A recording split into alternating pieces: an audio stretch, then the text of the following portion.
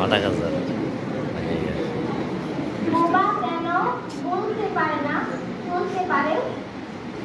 বন্ধু কেন বলতে পারে, বলতে পারে না? কানা কেন বলতে পারে, শুনতে পারে না? কানা কেন বলতে পারে, শুনতে পারে না? তাদের মাঝে তুমি যদি একটু ভালো থাকো, কেন শুক্রিয়াটা আদায় করো না?